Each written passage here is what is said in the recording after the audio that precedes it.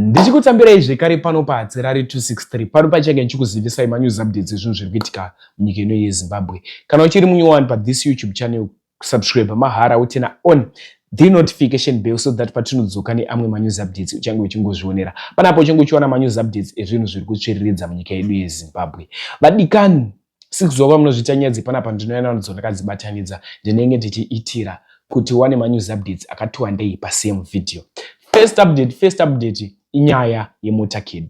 Chii chinombonzi motorcade? Motorcade imota dzedze kuti dzinopfura dziri chigurupu nezvimudhudhudhu zvinenge zvakagadha kana kuti president kana kuti mai Auxilia Mnangagwa achireva kuti first lady vemunyika ino yeZimbabwe kana kuti mutevedzeri wekutonga nyika ino yeZimbabwe, vice president vemuZimbabwe, ndo vanhu vanofamba nemotorcade muZimbabwe. Nyaya yakamira so. Motorcade yanga ichienda accident, inyaya yeaccident yaitika ndo yandiri kutaura panapa. Accident yaitika kuMupfure River Bridge. Mupfure River Bridge iri Mborikopi, Mupfure River Bridge iri kuBeatrice. So motorcade sezvanambotaura kuti inofamba ichikontrola mota ndo inotanga kupfura ichiudza vanhu kuti budai murodhi, musamire murodhi, mota ndadzibude murodhi, vanopfura vachimhanya steering vaya pachiridzwa mabhero. So mukukontrola kwangoita mota, pane mota dzabva dzaita accident ipapo. Ndichakuisirai video, pedza kuona video tozvonofika mucomment section chingoti get well soon kune vakuvara pachiitiko ichichi. Handisi kuti president vanga vane motorcade, vanga vari pane motorcade idzidzi, but isame team remotorcade iroro rinofamba na president. Ndokubota zvanofika mucomment section after wapedza kuona video iriri. Zvada kuti amngoyeni akusei mchiona video. Ko yaro nechi Zaroirana ni mwaje yaenda. Ichiri nyowani.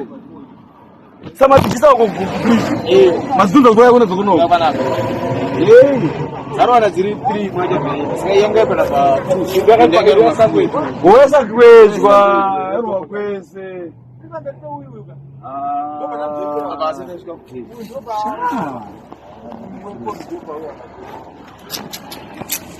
Shame.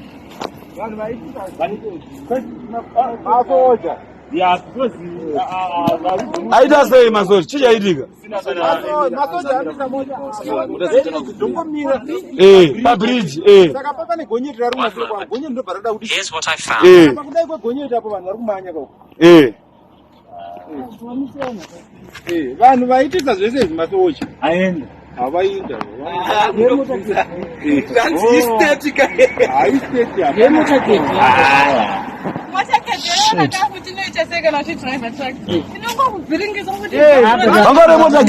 Vangare motorcade advance team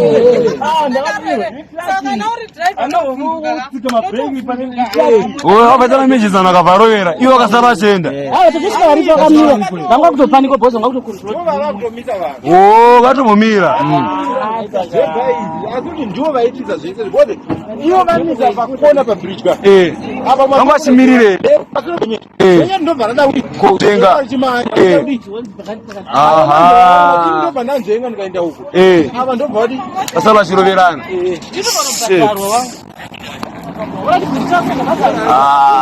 at least mambodzikisa traffic apachisina traffic. Shame.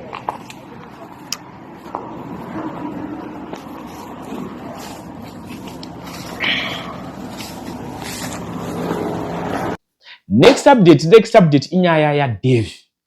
Ndiani anombonzi Dave? Dave akapisa mazuva apfuura, akaita mukurumbira mazuva apfuura. Chakamuitisa mukurumbira chembori chii? Dave akabuda masitritsi social media, akabuda pa social media achitaura kuti mwana ari kunzi ana Rets ahasi wangu. Ndiani anombonzi Rets? Rets ndakatanga kutomuonerawo ipapo nekuda kwekesi iyoyo. So kesi iyi takafamba nayo tikatoizivisa vanhu hapana paHadzirari 263, vanhu vakaonesana hamene kuti yakazonatsoperawo sei hayo kwavari zvazvemafamily issues.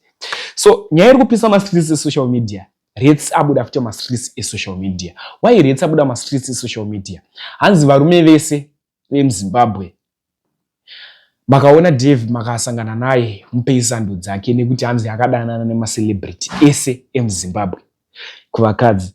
Ndongorota zvadofika mucomment section after wapedza kuona video rake ende anga anga akanangana namaloti why anga akanangana maloti futi akadana nawo naDave ende abvuma ega kuti akadana Dave pane ma pictures akambobuda achinzi ari kudanana naYaya here Yaya akazopindura zvikanzi aiwa mazuva ephotoshoot so Dave ndozvaanopisa nazvo dakukisira video yararitsi wapedza kuona video yararitsi vandadzoka ndichikuisira video ramaloti achipindura kuti hongu kudanana naDave ndakadana naDave ende ndikubvunza kuvarume kuti munomupa sando here makasangana naye yatione this video.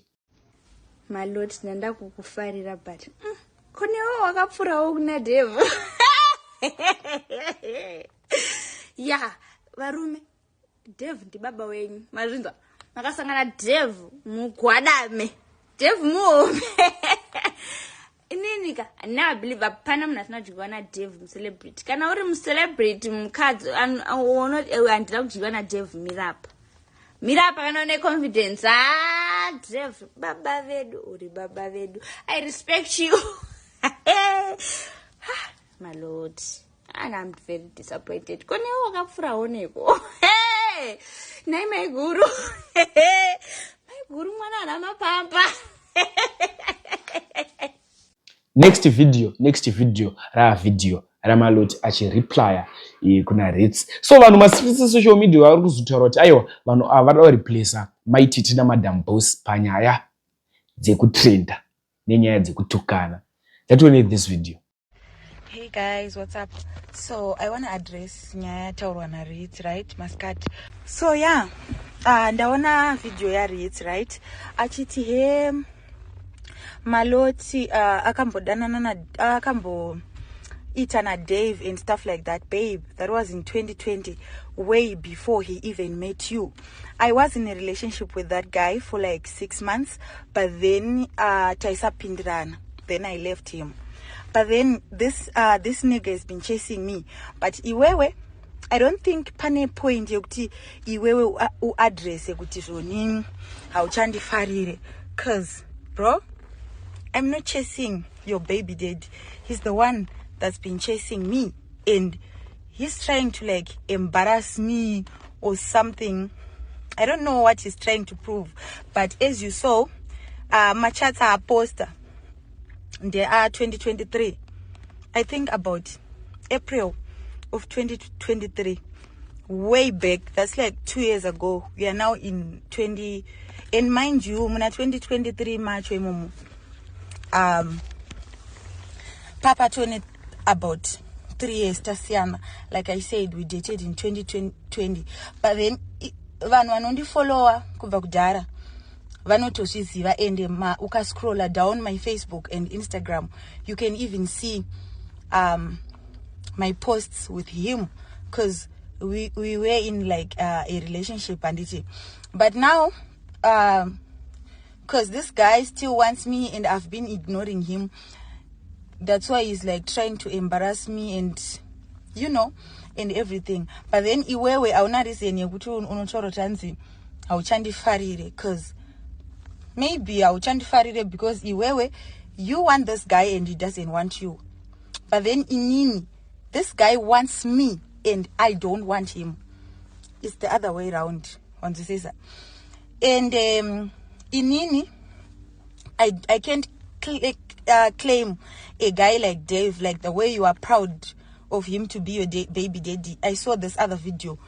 Rawaka post uchita baby daddy wangu Dave very better than baby daddy wako and stuff like that. But babe, why are you still talking about a man that don't even want you? On this is he wants nothing to do with you. He wants nothing to do with the baby. There is no apanakana even evidence yekuti makambo danana or whatever that you had going on. But then it's like with me it's the other way around. He actually wants people to know that we've been together on this is. But in I'm not phased. Why? Because but then is not my type. Jekuti ndingabe mu relationship naye. That's why you see kuti he doesn't even have any recent whatever my chats between the two of us, because that was the last time that I talked to him. in 2023. But mind you, in 2023 we were not dating. And he says, but munhu wandoziva kuti anondifarira. So like whenever I have a problem or what, I would hit him up. In that time I was not in a relationship. So iwewe, I don't think there is a reason yakuti uti awuchandifarire because of that.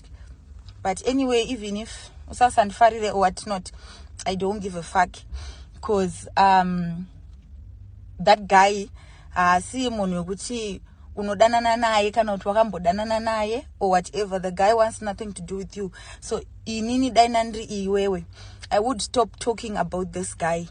Chingomurova no look, because harisi diri wanzisiza.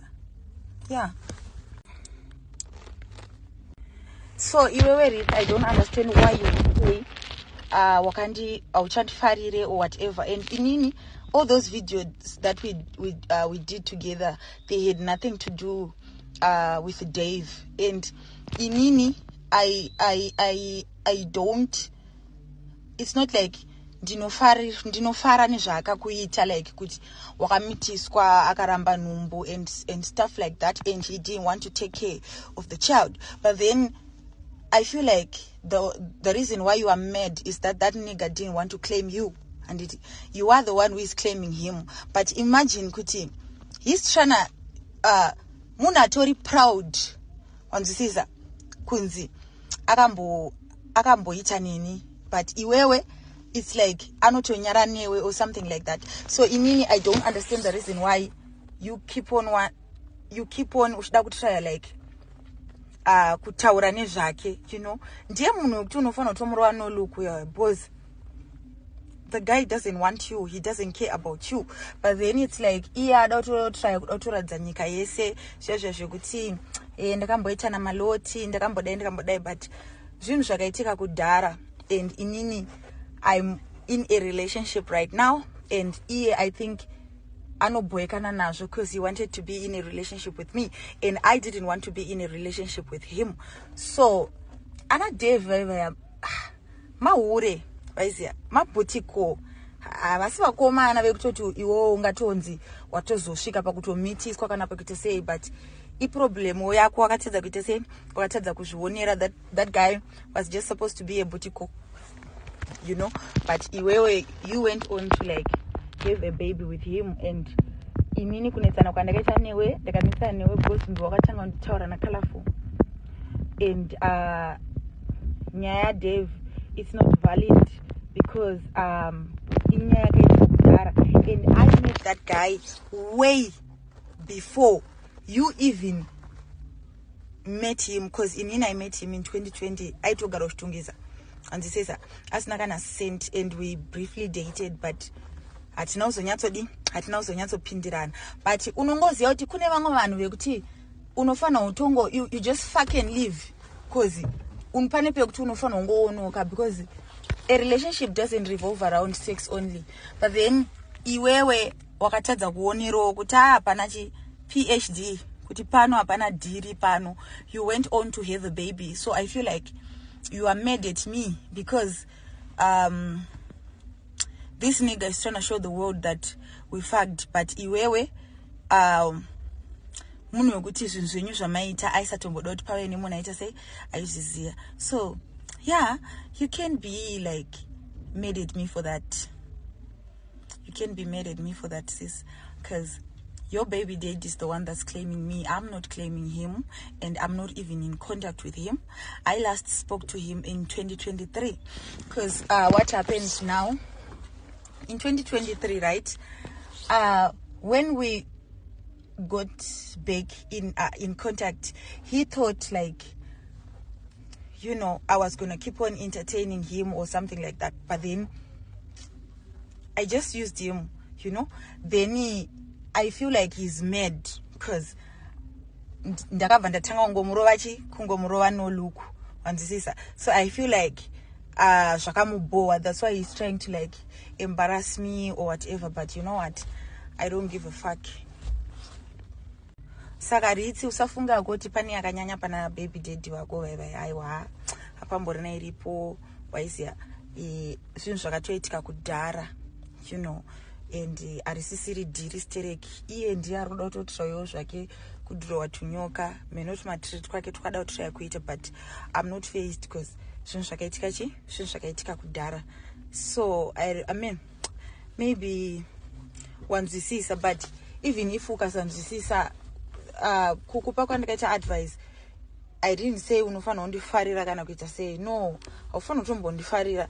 Inini ndingori munhu anongotaura chokwadi chete, kwete kuti ndoda kuti undifarire kana kuti uita sei. No, waiziya? Hapana, baby daddy wako havana basa stereki baby, usazvinetsako.